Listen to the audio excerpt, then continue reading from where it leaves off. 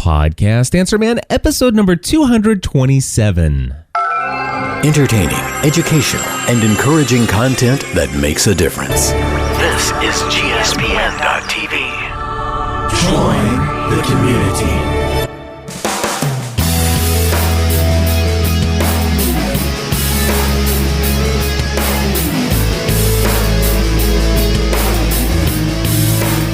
Hello, everybody, and welcome back to another episode of the Podcast Answer Man. My name is Cliff Ravenscraft, and this is the podcast about podcasting, helping you take your show to the next level.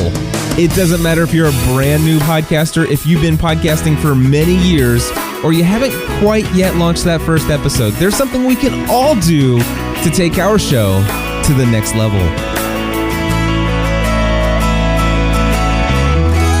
That's right, my friends. It's all about kicking it up a notch, and I am excited to bring to you another episode of Podcast Answer Man. And I know a lot of you out there are listening to this, well after it's been recorded, and that's totally cool. I love the time-shifted nature of podcasting. It's what makes it so awesome that you can listen to this thing whenever you desire.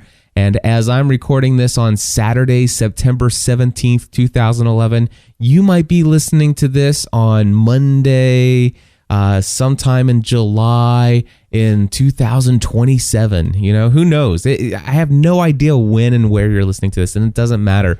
But there are some of you, however, recognize that I have this pattern, or have had this pattern, of releasing my shows on Thursday. I want to explain to you why my podcasts have been late the last 2 weeks. And obviously it's not obviously. I say obviously a lot. And that's one of those things where if you listen to yourself, and that's one of the things I try to do is I try to listen to at least 1 to 3 of my own podcasts per week just to see the things that I do and say that kind of annoy me personally. And just assuming sometimes it'll annoy you guys, I'm not sure. But anyway, there's more to this the last 2 weeks than just putting it off. I have been quite overwhelmed the last couple weeks with a lot of things that are on my schedule. One of the things that has been going on is I no longer have a virtual assistant right now. I had a virtual assistant for a year and almost a year and 3/4 of a year. How do you say that? 1 3/4 years. Anyway, the situation, I've had an assistant for a very long time who has been publishing all of my shows to the web. And for the last year, or 9 months anyway, I have had somebody who who's not just publishing my episodes to my websites, but who's actually processing all of my episodes. So in essence, I had a virtual assistant where I would take the recordings off of my digital audio recorder. Obviously, there's that word, obviously.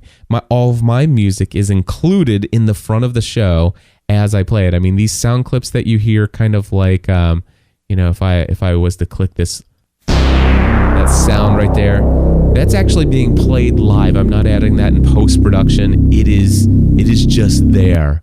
So I can turn that off and turn it on. And all the audio that you hear here on Podcast Answer Man, with the exception of an included interview, most of the time I'll actually take the original interview and paste it in post-production. But all of my other shows, and even a majority of Podcast Answer Mans that are recorded without an interview, are done with very little post-production required.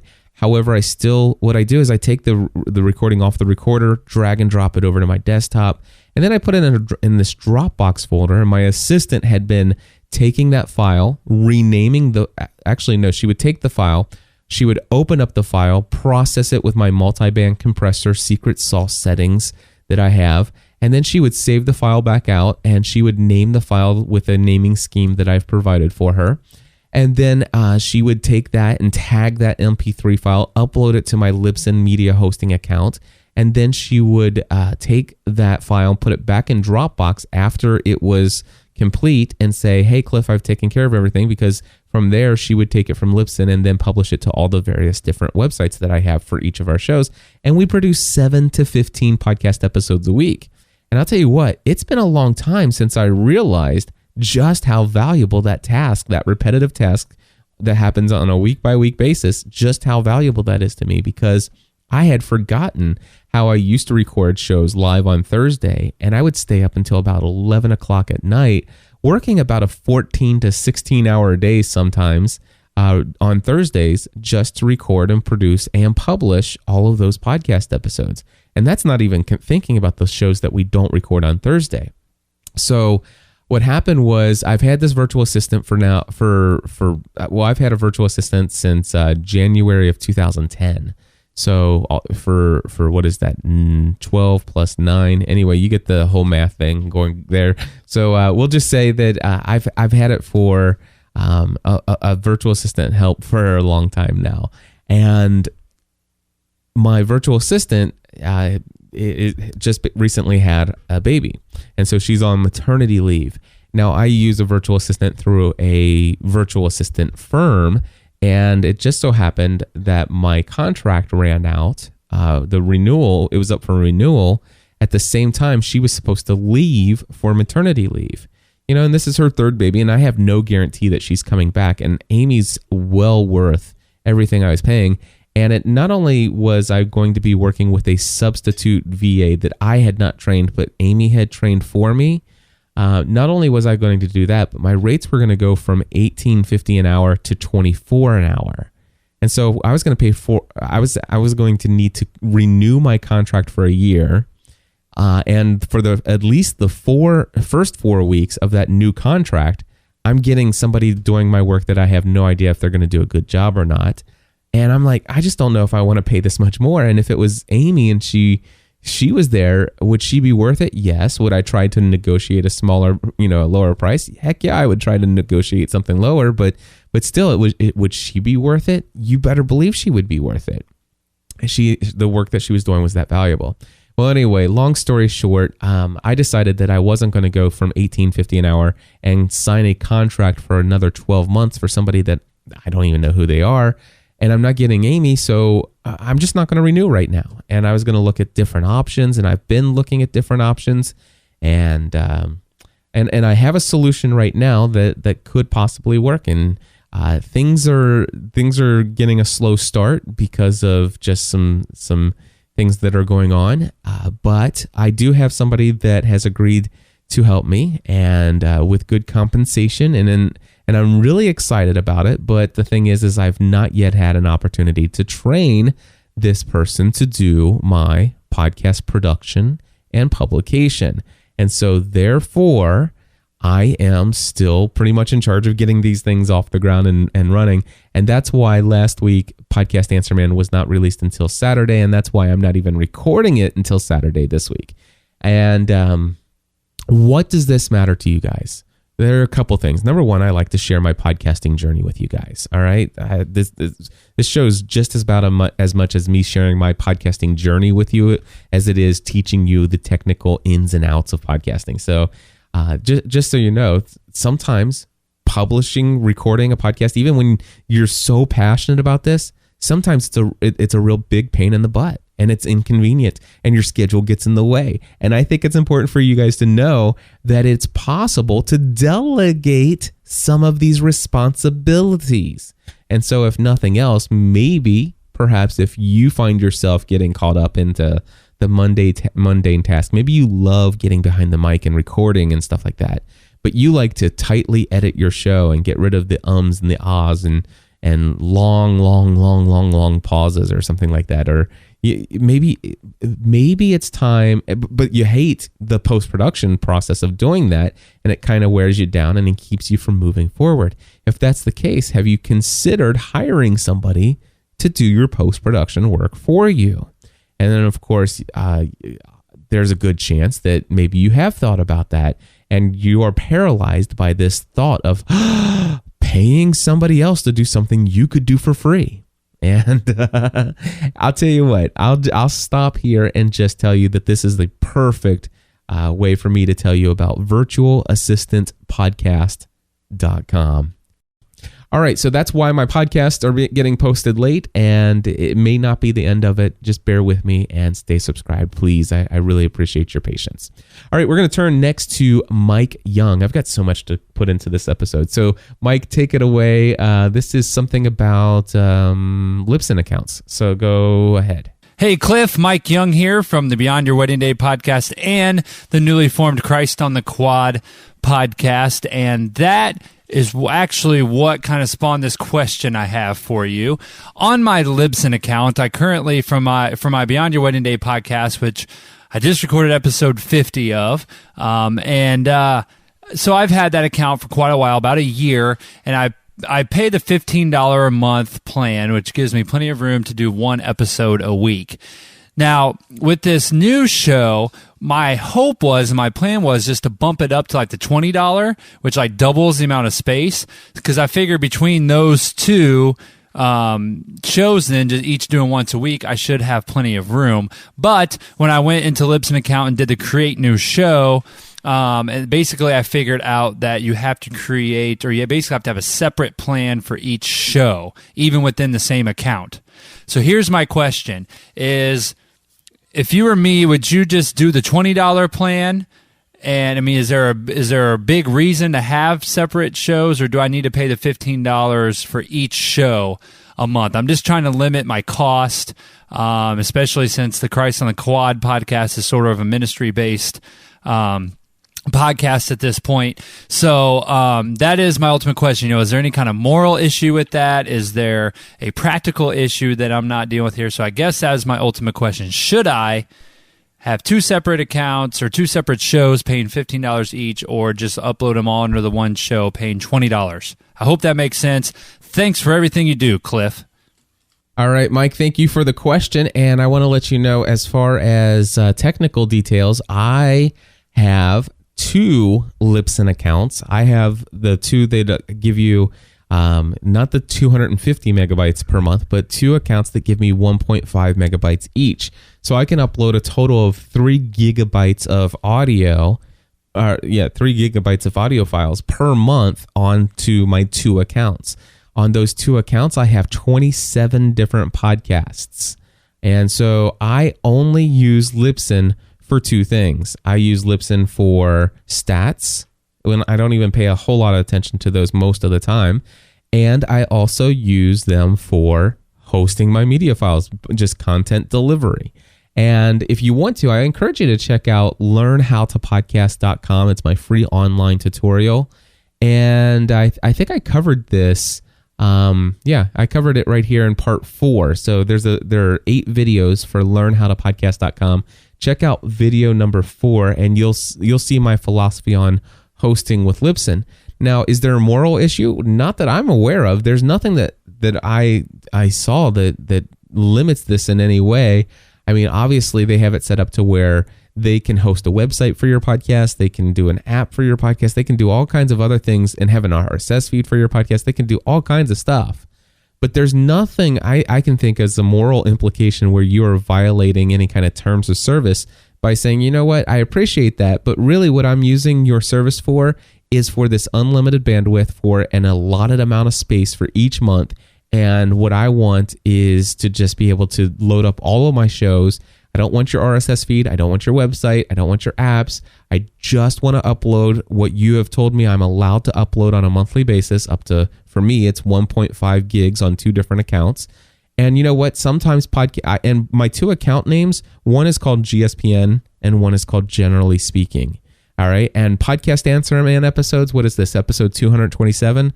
I'd say probably, 3/4 of them are on my old Generally Speaking account, and the other 1/4 of them are on the GSPN account. It doesn't matter to me which one I upload them to. It's just whichever one's not maxed out for the month is where the shows go. And that's how I do it. And so, Mike, I hope that answers your question. What I would recommend is that you are naming your MP3 files, the file names themselves. I think you have Beyond Your Wedding Day is the one of them, and then Christ on the Quad. I would do like Beyond Your Wedding Day would be BYWD001 would be .mp3, or whatever the initials are, 001, and then I usually put like dash and a little descriptive title, with no spaces, .mp3. And that way, if every single episode of Beyond Your Wedding Day starts with the same letters, then you can actually go into your stats and you can sort them alphabetically. And then, of course, if you do Beyond Your Wedding Day, BYWD 001, 002, 003, alphabetically, it's going to put them in an appropriate order as well. And so, therefore, you can still have one account, have tons of different kinds of podcasts in there, or not tons, but for me, it's tons. But anyway, you can have multiple types of podcasts in there. And if you still want to be able to use your stats, you'll have to do a little bit more manual stuff. And instead of looking at their averages, which what I do, for example, is if I wanted, I've got like 20 other podcasts that are in here, and so I basically just sort by alphabetical. I go to the P for Podcast Answer Man, which is actually PAM. This will be like PAM 227-something.mp3. But what I'll do is I'll actually sort it in alphabetical order. And if I wanted to check my stats to see how things are going, what I would do is I would actually not look at 227, but I would actually, after this episode is posted, I would look at 226 all the way back to 216, and take that number and add up the total number of listens to all of those episodes, divide it by the number of episodes that is, and that's my average, and that tells me about what my stats are of people who are consistently listening to my shows. So, Mike, I hope that helps you. One of the biggest questions I always get, one website to rule them all, or should I have a single site for each of my shows? And another question that's coming up a lot is one Libsyn account to rule them all, or one Libsyn account for single shows. And if you wanted to use their iPhone, or I don't even know if they can do an iPhone app anymore, but if you wanted to use their app and you wanted to use them for your RSS feed, and then yes, you would need a separate account for each show, and then the money will start piling up. But I don't see there's definitely no technical reason why you can't use one account for multiple shows, and I certainly am not aware of any moral implication. And I want to let you know, I've had conversations here on podcastanswerman.com with Rob Walsh of Wizard Media. They're completely aware of what I'm doing. And while they basically would like people to use them for all-inclusive services of podcasting to fit all your podcasting needs, they're quite aware that I am coaching hundreds and hundreds and hundreds of podcasters to do otherwise and to do things the way that I do. And you know what? I still think they're pretty darn happy with the amount of income that they're bringing in from me coaching people to not upload their MP3 files to their local web hosting account, and instead having a separate dedicated Wizard Media Libsyn hosting media account, and the benefits of doing so. I'm pretty sure they're happy with that. So there you go. Mike, I hope that helps you out. The next topic that I want to bring up is podcastawards.com. All right, my friends, podcastawards.com. This is, I don't know how many annual now, but this has been going on for several years, and it's put together by Todd Cochran and a bunch of other people over there at Raw Voice or Blueberry or whatever you want to call them over there. They have all kinds of names. But Todd Cochran's a good guy. I really like him. He's, their company is behind PowerPress, which is what, I used to be against all-inclusive plugins for podcasting, but I really have grown to like the PowerPress plugin based upon some tweaks that Angelo Mondato, the creator of that plugin, made after he and I had some talks about, what my concerns were about, relying on an all-inclusive. And when I saw the way that he was building it so that, if you ever deleted PowerPress, as long as you use it the way that I use it, then you'll never have to worry about, if they go away, anything's going to go, awry. Everything will still be coded correctly for your podcasting. So anyway, I'm very happy with Raw Voice. I'm very happy with Blueberry. They're good people. And this is, it's right in front of me now. 7th annual Podcast Awards nominations are open now.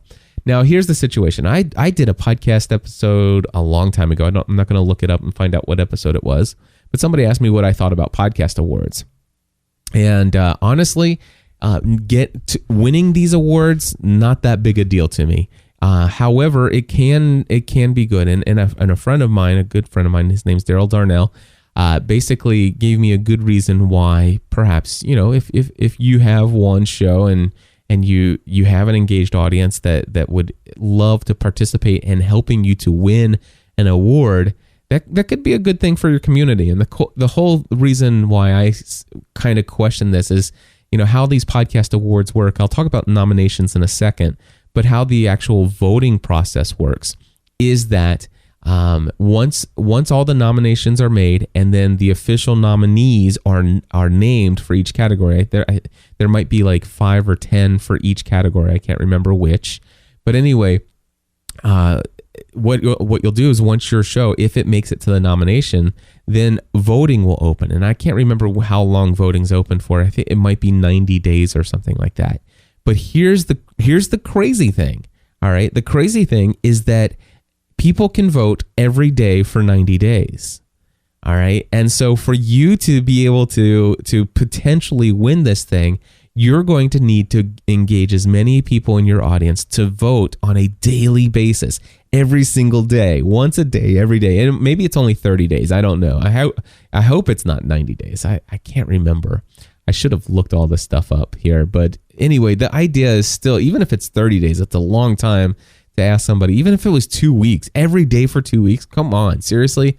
So the reason that I had expressed a concern about this is that, asking your audience to do that every time you ask them to go and vote, you're calling in a favor. There's this act of reciprocity.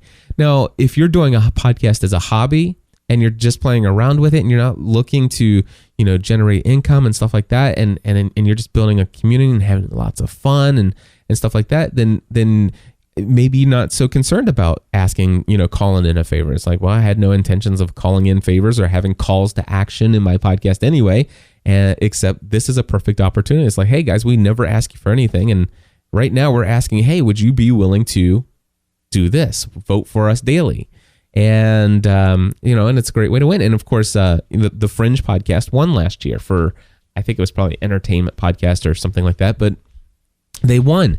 And it was great for them, and I think I think it's wonderful. What I do believe in is at least getting nominated. Now, see, here's the thing: getting nominated is as simple as one call to action, calling in one favor.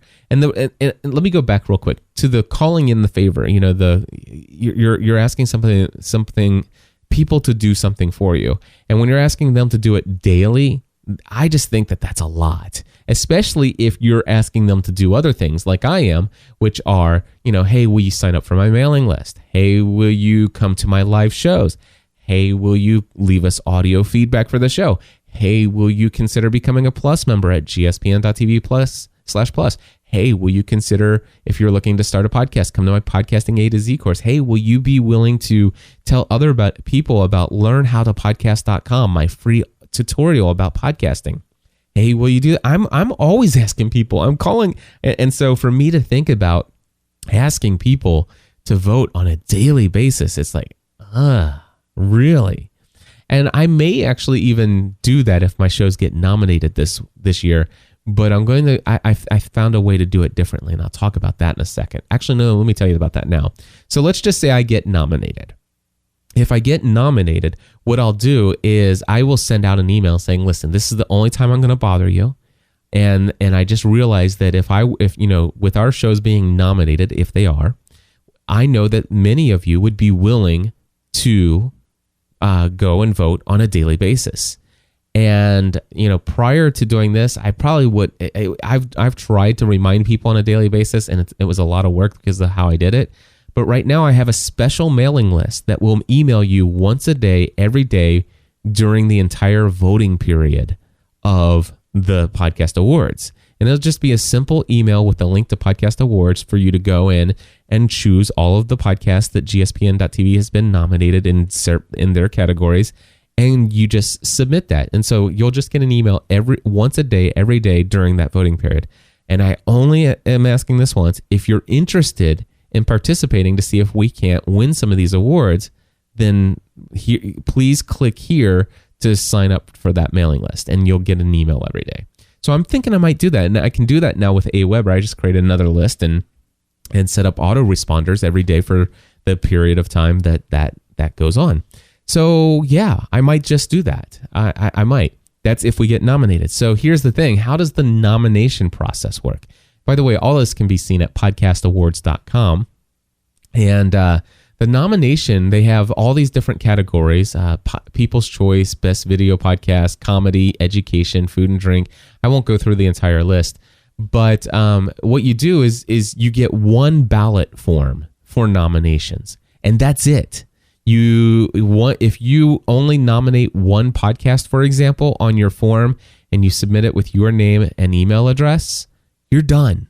So one of the drawbacks of this is that, let's just say I say, hey guys, I have a couple different podcasts that, hold on one second. I've got somebody that came into my studio. Okay, I'm back. And believe it or not, it's probably been about 30 minutes since I had hit the pause button. Actually, my daughter came in to tell me, hey Dad, I'm going to go answer the door. And I'm here alone with two of my children. And I'm like, well, if she's going to go answer the door, I better go see who it is. And it was a good friend of mine, Troy Price, and a friend of his that had stopped in and said hello. And he was here to pick up some chairs he dropped off a long time ago. But anyway, where was I? Podcast Awards, I think. And so the nomination process, how this works is I think you get, I was talking about, you get the, one form to nominate people. And so, for example, let's just say I asked you to nominate a couple podcasts. Let's just say I just asked you to nominate my podcast. I only had one podcast to promote, and I wanted you to nominate it. Now, if you, as a subscriber of my show, if you went to Podcast Awards and you did exactly as I asked, and you would nominate my show, maybe you would think to nominate some of the other podcasts that you listen to. Maybe not. I'm not sure. But then all of a sudden you go down and you hit submit with your name and email address. What would happen is, let's just say 3 days later, you're listening to another one of your favorite podcasters, and they're like, oh, I would love it if you would please consider nominating me. Well, guess what? Because you've already nominated another podcast and you did not think about it at the time to nominate this other podcaster, sorry, you're done. You can't. This is one of the drawbacks to a single nomination form. So, I'd say maybe, the technology behind doing some other options would be probably a little bit more than what they're willing to invest into the Podcast Awards. It's obviously something that costs money to administrate and put together anyway, the way they're doing it. But I mean, it'd be nice if you could actually create a username, and login, and you could actually go in, and during the nomination process, you could actually change your nominations. For example, I sent out an email asking people if they would consider nominating some of my shows in certain categories. And a lot of people wrote back and was like, you know what? The nominations opened up yesterday and I already included your show or a couple of your shows. But the question is, what category did they put it in? Because if they put my podcast Answer Man in a category other than technology, then instead they put it in best produced, it's kind of like a wasted vote. It's a wasted nomination. So there's a couple things. I would love it if they would actually have it to where you could go in and you could change things. You could, during the 90 days, and if whatever you have submitted and that's in there at the end of the nomination process, and then by golly, that's locked in. But if you nominated something and then all of a sudden it's like, oh, I want to change something, or I want to add to something, or oh, I really want to change these categories because this podcaster is trying to get everybody on board and posting to the same category, so that way the votes are tallied up and they work, and it's much stronger for the process, then you could go in and you could change that back and forth, and that would be really cool.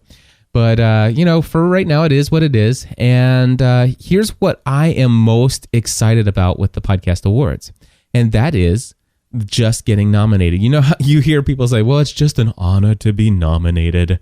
And that's and oftentimes they're like, yeah, whatever, I'm just saying that. But no, seriously, it not necessarily that it's just an honor to be nominated, but it's a benefit just to be nominated. Because here's what's going to happen. In 2011, there were 40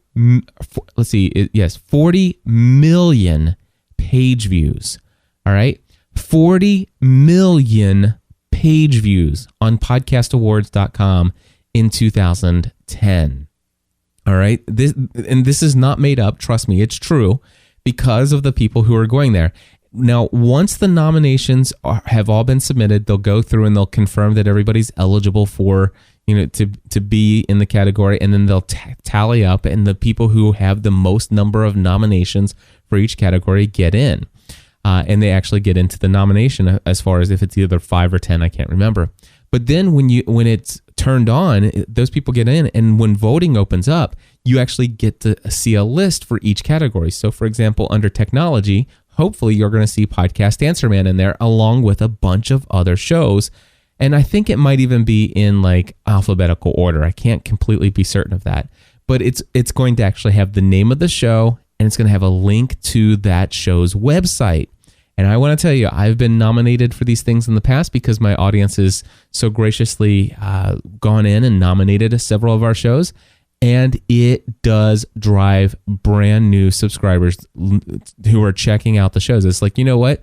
If these things have been nominated, obviously there's a community of people who got them nominated into these positions. And if they've got a community that cares about their content so much, then I might be interested in checking out some of these other shows. And it's a great way to find new shows when the voting opens up.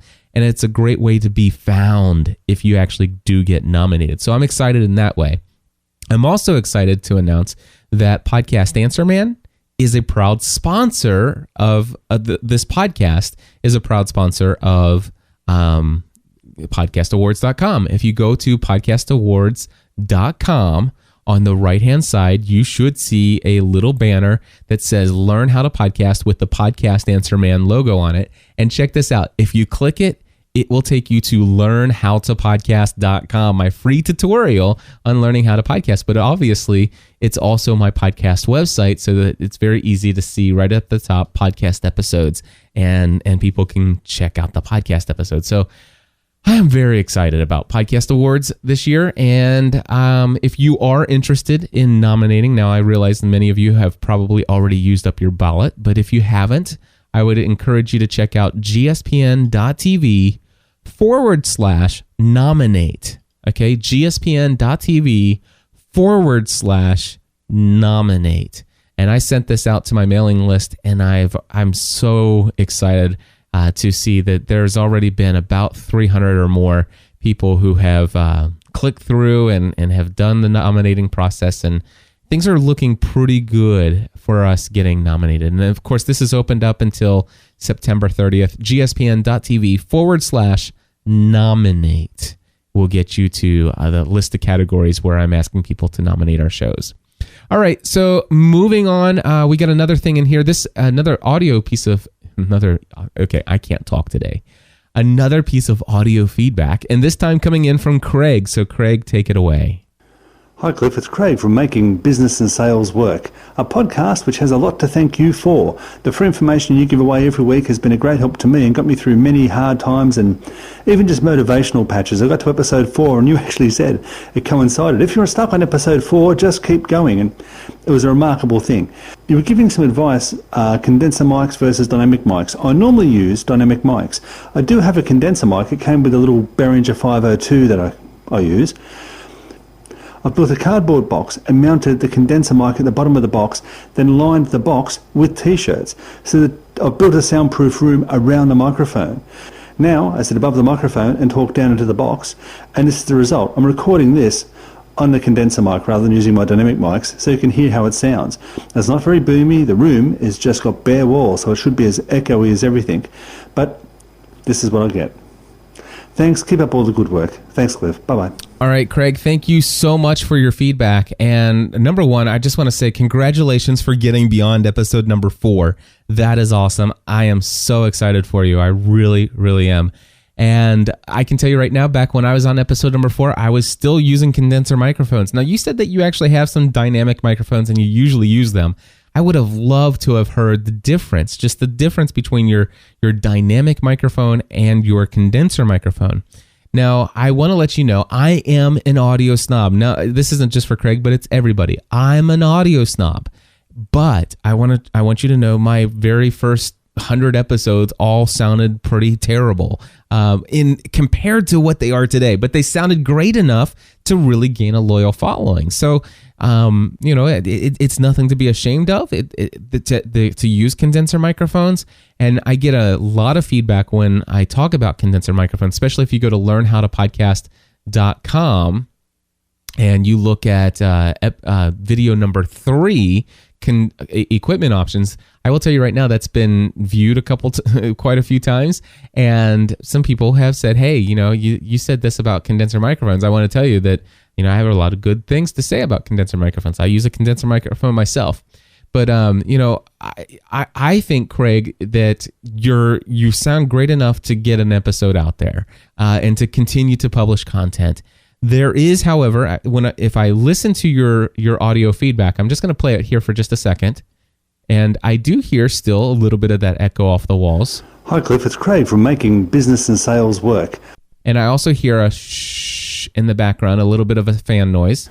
Hi Cliff, it's Craig from Making Business and Sales Work, a podcast which has a lot to thank. But I mean, I'm only playing this because this is the actual content. Now, if you had called in and mentioned in your feedback was related to anything else, I would not even bring any attention to the quality of that actual call. So, Craig, I'm again, and for everybody else, I'm only bringing this up because the actual audio quality of the call was the actual topic of the call. So what I've decided is since we didn't get a difference between what he normally uses, which is dynamic, and this condenser microphone, what I've decided to do is actually set up my own little setup for comparison for you guys here. And what I'm going to do is I'm going to switch over right now. All right, so here you go. I am no longer talking into my dynamic microphone. I am talking into a condenser microphone. And this is what it sounds like.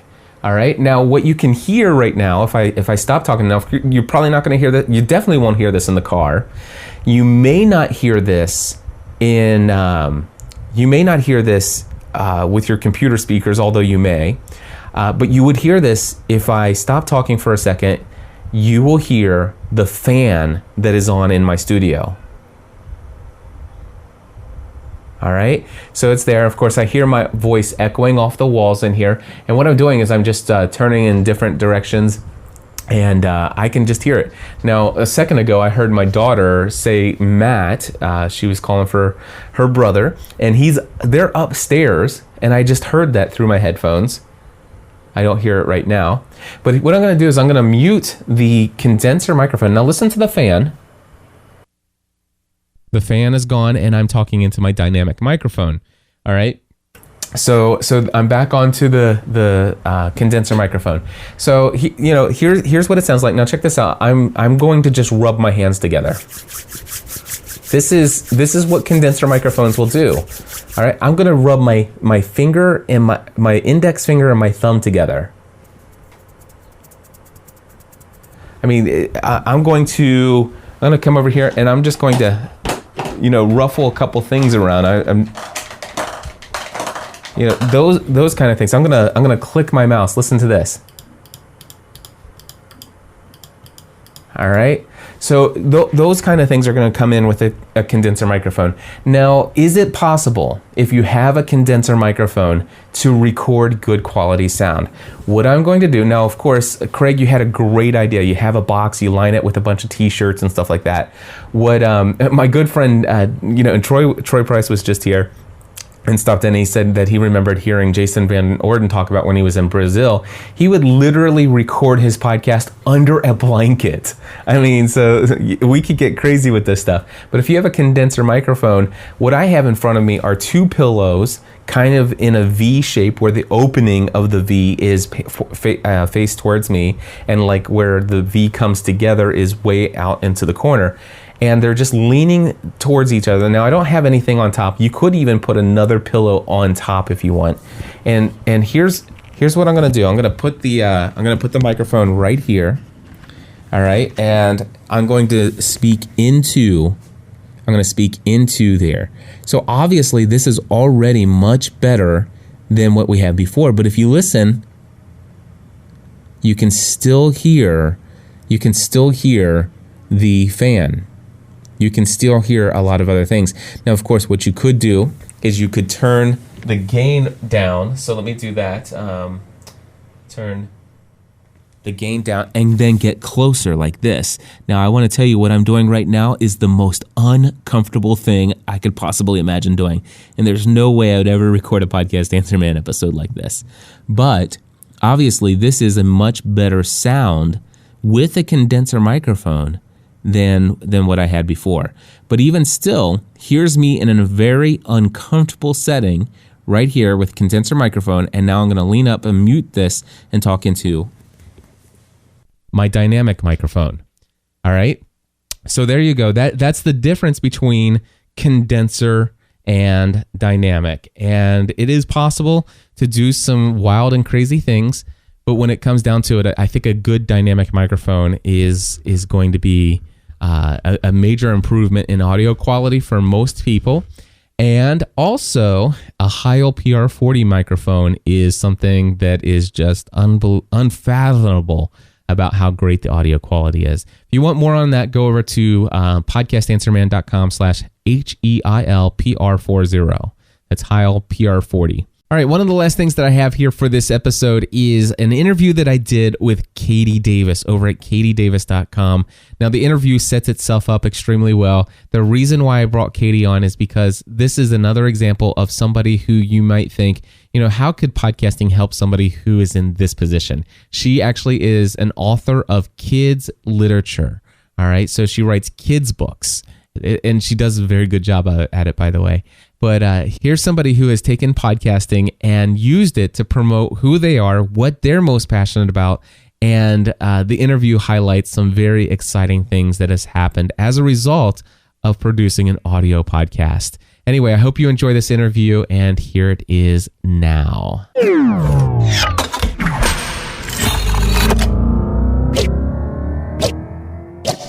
Okay, everybody, we have Katie Davis from brainburpsaboutbooks.com on the line. Katie, it has been a fabulous journey watching you enter into the world of podcasting, and I would love for you to tell us a little bit about who you are and how on earth did you get into podcasting? Well, first of all, I just have to tell you, Cliff, I'm so excited to be here. We're recording this in the evening. I could not concentrate on anything today. I was so excited all day about coming on the show. So thank you so much for having me on. So I started out because I was interviewed. I write and illustrate children's books, and I was being interviewed on Blog Talk Radio about my latest book. And it was a 2-hour show, and they had 6 authors, and I was the last one to be interviewed. So I was told to stay on hold and listen and wait. So I had a lot of time waiting to think about what this show is about and what this person was doing. And I was thinking, well, if I had a show, I would do it a little differently. and then I thought all that an entire year about how I would create a show and what would I do, because if I did it, I wanted to do it right.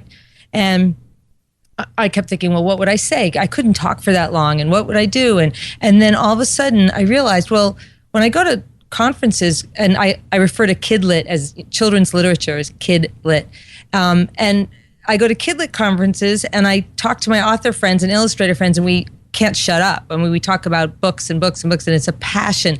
And my friends live all across the country and across the world, so I thought this would be a great way to talk to my friends and also help other people who want to get into the business. It's a very hard business to crack, and there's a lot of steps and issues to go through. And so I thought, that's what the show should be. I should be interviewing people. And then I thought some more about it, and then I realized one of my favorite podcasts also is Terry Gross, Fresh Air. She's on NPR. And so I realized that's the structure I would do. So I first started podcasting on Blog Talk Radio, but the audio quality to me sounded like 2 tin cans tied together with a string. Yes. And it was making me crazy. And I was doing all this research saying, okay, how can I make it sound better? And I couldn't find any answers. And nobody said, well, it's because you're doing it through the computer. And then I found you, and I listened to a bunch of your podcasts, and this was over a year ago. And then I did something I've never done ever before or since. I hired you. I hired a consultant. I've never done that. And then I bought one of your packages, and I bought the least expensive package because I know me and I know I can dive headfirst into things and then go, oh no, why did I do this? And I bought it, and I have been every week for over a year now doing my podcast. And a couple of things I did to increase the diversity and extend the reach of the shows. I enlisted contributing people. I have different reviewers. I have a reviewer who's a huge in the kidlit world. And so when she does a review of a book, people want to listen to it. And then also she has a blog and she'll put it out there. And then I also have a school librarian who does reviews, and also someone who does reviews for a fabulous independent bookstore called Hickleby's out on the West Coast. So that was a really cool thing. And then I started doing marketing tips, like little 1-minute blurbs by a friend of mine who's a fabulous marketer. So I have all these people who send me in their contributions, and they add a little bit of time to my podcast so that if I'm short on an interview, which these days I'm not. Now that I've gotten used to it, I'm better at it, and I have my system down. But it's a really fun way too to get the word out on the show. And it's sort of like Twitter, when one person who then tweets it out to all of their people. It's kind of the same idea. So that's how I started the show, and it's done really well. It's #1 in the iTunes store under children's publishing. I think this is great. I love the idea of going out and seeking other people in various different places for short little 2, 3, 5 minute little audio bits once a week, and exactly, and expecting them to do quality work, submit it to you once a week. And by golly, you're doing something great for them. You're promoting their brand, who they very are. Very reciprocal. Yeah, it's very reciprocal. And in fact, the woman I want to tell you about, her name is Julie Falatko, and she wrote me this really fabulous email. And it was a fan letter, and she said, it was first of all, it made me laugh. And you make me laugh, and you're golden. Yes. I'm already a fan. So she made me laugh. She wrote this wonderful fan letter. It was really sweet. It was very flattering. And she said, if not that you'd ever need this, but if on some, alternative universe, if you ever wanted to get any reviews, she had a legitimate review blog, a mommy blog, which was really intriguing to me because her audience is slightly different than mine. And I've been trying to get out of my niche and sort of broaden it out a little bit. And so she's already bringing in new listeners because she has this whole other level of audience. So it's very nice. But so I said to her, you know what? Send me a sample. And I thought, oh my gosh, I'm at the level where I'm getting audition tapes. Yes, that's awesome. It was really cool. It was like, oh my gosh, I can't believe this. So she sent me 2 reviews that were really fabulous. I couldn't believe how good they were. It's very cool. And then what I do is after every podcast, or right when I've uploaded the episode, I have an email where I send to anyone who is ever mentioned in the podcast, and I send it to the authors whose books have been reviewed, any illustrators. I just, for example, talked about a review site that reviews apps for special needs kids, and I emailed them, and they came on my site and they heard the podcast. So I broaden it that way too, and I asked people to let people know that they've been on this podcast. So it's been nice that way. But what it's done for my career, did you ask me that yet? Hey, Katie, could you tell us what podcasting has done for your career? How did I know you were going to ask me that, Cliff? Well, it's really funny because I listened to tennis guy Ian, what's his last name? Westerman. He was fabulous. I was so impressed with him. And I emailed him I went to his website and I looked over his stuff. He's great. And I just loved his story. That was such an inspiring story. And I hope that he could give me some advice for something. And he did. He was so sweet. He emailed me and he gave me advice. And it's one of the things that I love about you and what you do, and also Pat Flynn, is that, and I tried to take on this attitude too, is to pass it on, to pay it forward and to help people. And this is also a lot what happens in my business, in the children's literature and children's books business, is that I think people are really generous and really happy to help others because everybody started from somewhere. Nobody started at the top. So if you pass it on, it always comes back to you tenfold or more. And I feel that you definitely live that. Wow. You really, really Thank do. you.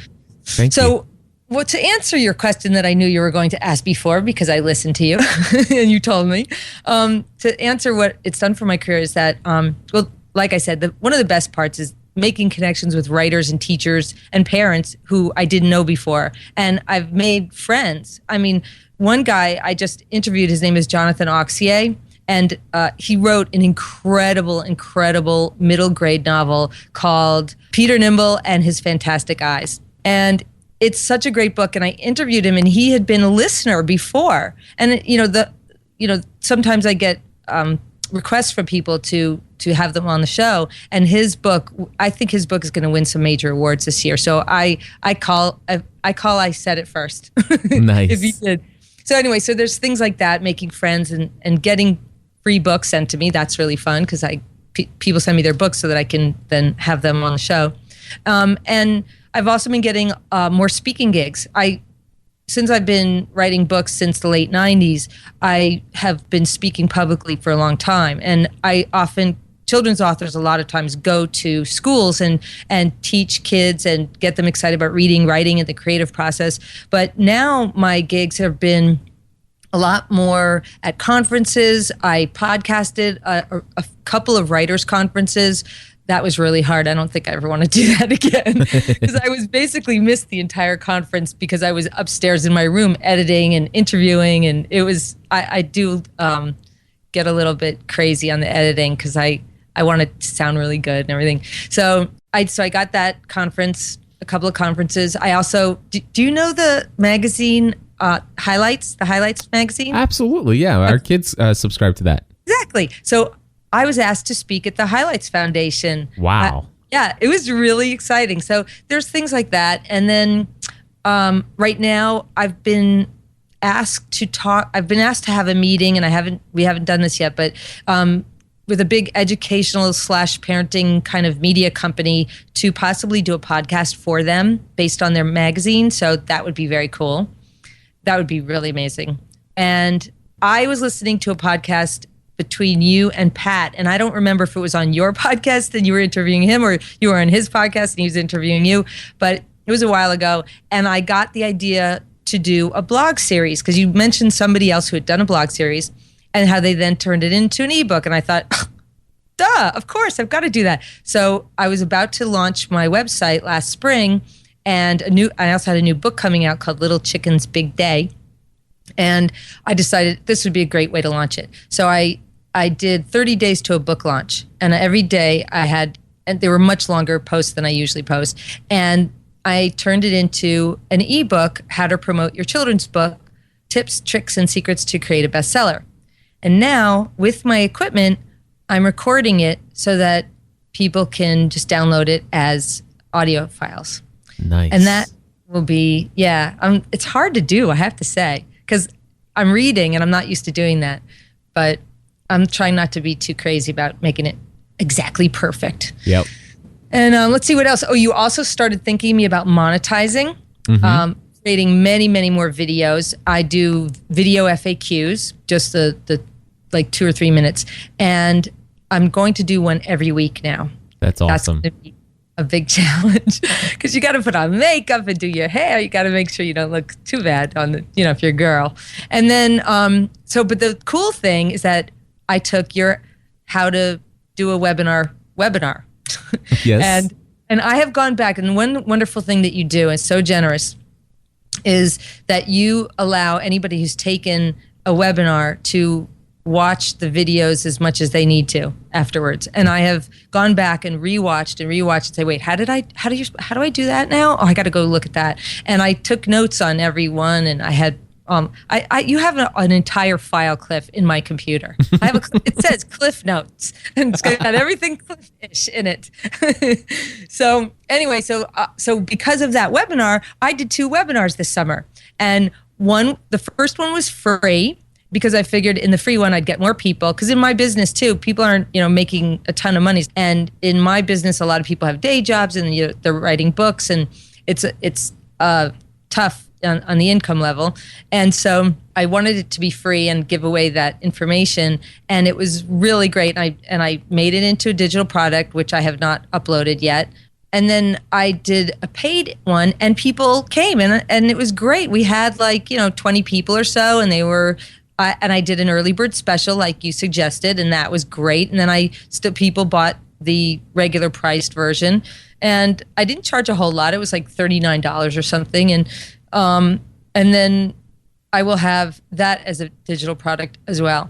I have to say too that I remember one of the very first episodes I listened to of yours, and it's funny because somebody told me this and about themselves listening to me on my podcast, and I'm going to tell you the same thing happens to me. I can remember exactly where I am when I can remember a specific podcast. Like I remember I was on a power walk, and when I heard your episode of, I think it was like my first or second time listening to you, and you were talking about establishing yourself as an expert, and you talked about the yard sale guy. And I just remember the exact corner I was on and everything. And because it's so, I think that what you do is so important, and what you tell people to remember that they're an expert. And I hadn't really considered that. I mean, I have 10 books, and I've sold a lot of copies of those books, and I didn't really think of myself. I mean, I talked to people, and I taught lessons. I taught workshops at big conferences and been on faculty and stuff, but I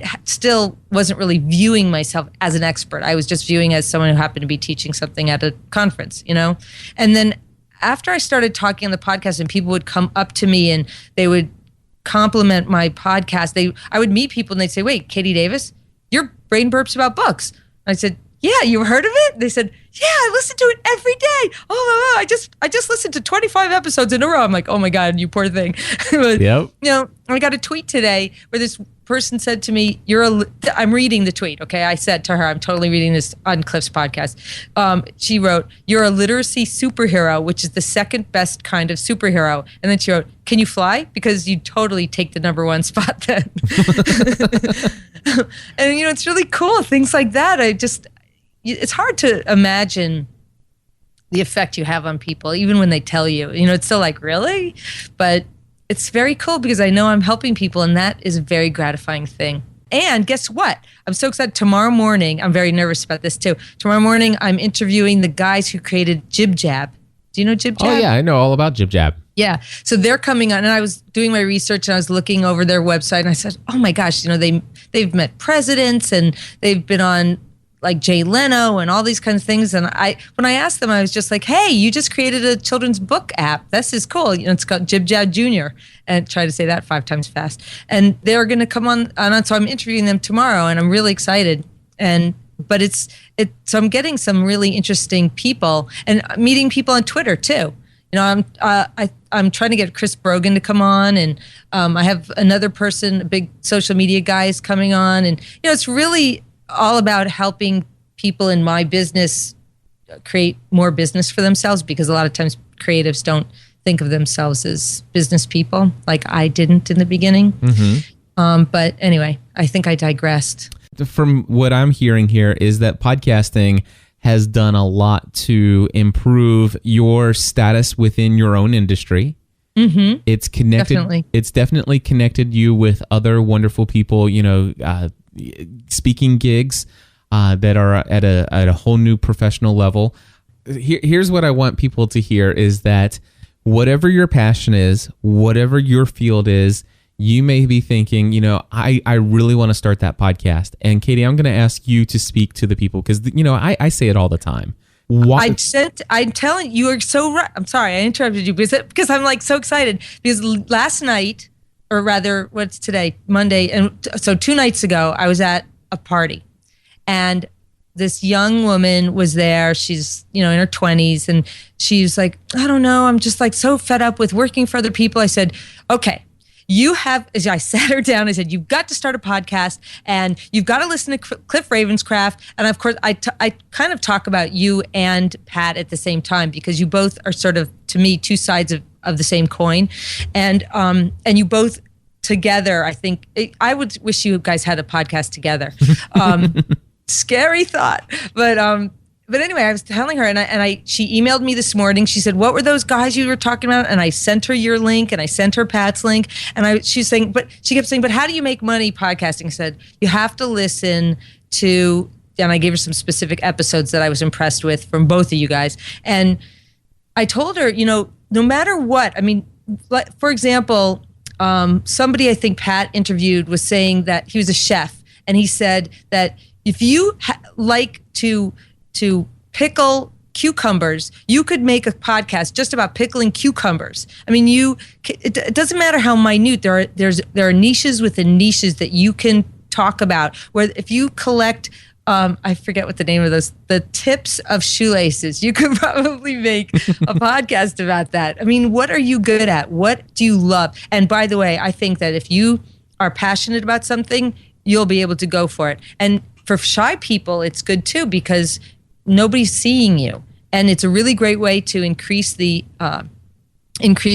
visitors to your website or your blog. It's a really great way to it's a great way to increase your confidence if you don't feel confident in your business and you are wondering, just try it. Thank you so much for coming on to... No, thank you.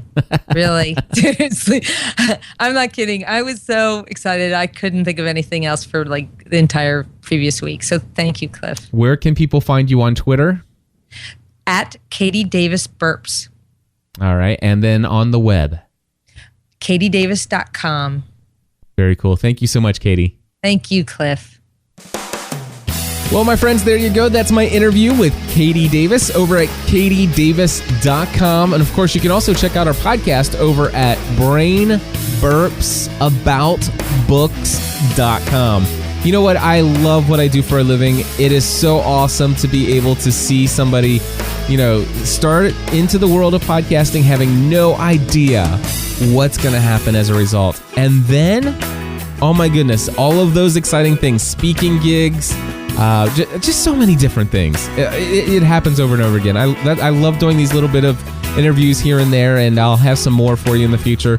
Next week, I'm going to do a podcast episode like I've never done before. I think I'm going to actually do an entire episode using nothing more than digital audio recorders. Yeah, I'm pretty sure that's what I'm going to do next week. Nothing more than digital audio recorders. I'm going to give examples of different ways that they sound, what you can do where you have nothing more than a digital audio recorder, different ways that they can be used, because I know a lot of people want to start out, they're like, hey, what's one piece of equipment that I can buy that if I buy it, I won't have to worry about when I'm ready to take things to the next level, that I have to upgrade it, or that it will no longer be of any use to me. So what's that one piece of equipment? And I always tell people, I highly recommend, and now it's the Roland R-05 recorder. So next week I'm going to be doing a little bit of an experiment with just using digital audio recorder, and I think I'll probably compare it to what it sounds like with an iPhone built-in microphone using the iTalk application and stuff like that. So if you're interested, that'll be in episode number 228, and I'm going to try not to be late. Hopefully my administrative stuff will all be worked out by then. Who knows? We'll see. There should be an episode by Thursday afternoon, Thursday evening. If not, it might be next weekend sometime. I am trying to work on it. Trust me. Please forgive me. Anyway, folks, thank you for your patience. Thank you for tuning into another episode of Podcast Answer Man. If you want to nominate some of the shows that I produced here and at gspn.tv, head over to gspn.tv/nominate. Again, it's gspn.tv/nominate. All right? It's only probably take you about 5 minutes max is what it would take. gspn.tv/nominate. And then, of course, if you know anybody that is interested in learning how to podcast, send them over to learnhowtopodcast.com. It's my absolutely free tutorial. No strings attached there whatsoever. Learnhowtopodcast.com. And I think that's pretty much it. I'm pretty wore out now. I'm going to go ahead and shut things down here. And until next time, I encourage you to take your show to the next level.